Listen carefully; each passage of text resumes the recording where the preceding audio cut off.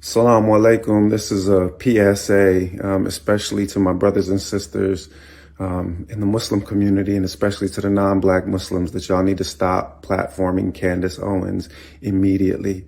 You already have an incredible problem of anti-Blackness, especially in the Arab community, but also in the South Asian community, in the non-Black Muslim community more broadly. And every time you platform this woman just to try to amplify support for Palestine, you display to every thinking Black person that our lives, our safety, our dignity is inconsequential to you, that you are happy to platform people that have made their livings by making our lives more difficult, if it can mean incrementally, in a tiny way, advancing your cause.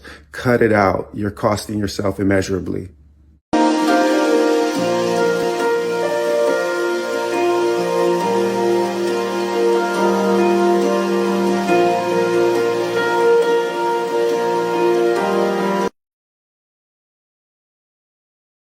I'm just going to say this. Solidarity requires folks to stand and see each other and each other's fight. It also requires folks to not only stand and see each other, but to see each other in who you choose to also stand with.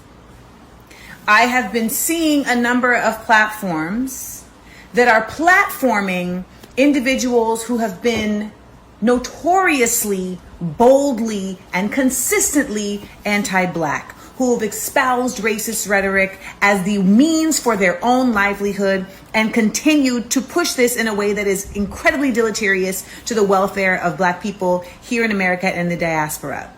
You cannot stand in solidarity by platforming those people simply because at this moment they are saying something that aligns with your cause. So let's check that. Policies are harmful also to the people that they purport to help. When you artificially place a Black American into a school in which they do not belong based on their knowledge, doesn't mean that they go on to get A's. Who was George Floyd? You're right. We haven't told our side of the story. Maybe it's time for us to tell our story, you know? What they won't tell you about the statistics and the rise of white nationalism is that they've simply changed the data set points by widening the definition of hate crimes and upping the number of reporting agencies that are able to report on them. Black conservatives, we have the audacity to think for themselves and become educated about our history and the myth of things like the Southern Switch and the Southern Strategy, which never happened. Yeah, okay. So look, people like Candace Owens lead pathetic lives because they're paid to sell their own identity out. And so that's just the reality of it, because none of the things that she says is true. And so I guess they get paid handsomely. I don't know how they sleep at night. So let's begin to correct the things that she said. First of all, she, on two different occasions there, supported white nationalism, which has murdered Black people in this country for hundreds of years. It was white supremacy, the idea of that drove slavery, Jim Crow, the Klan, etc. Now you have a African-American woman paid to defend white nationalism. That is disgusting.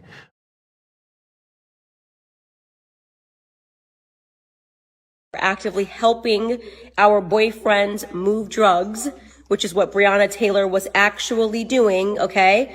Trailing her, that her name was on the warrant when they showed up at her place. It was not the wrong address. Everything the media told you was a lie. The police officers had every right to be at her property. They had been monitoring that property for weeks. They had a poll camera watching every single thing that group of people did because they were involved in meth, crack cocaine. They were moving drugs, and Jamarcus Glover was the person who was at the center of it, okay? That's the truth. You were told that the police officer shot her while she was asleep. No, she was standing in a hallway, right? You were told that nothing to do with anything and it was all an accident. It was not an accident, okay? She was knee deep in drugs. Most important part about this case, which no one is talking about, is that they fired first. They shot a police officer, and I shouldn't say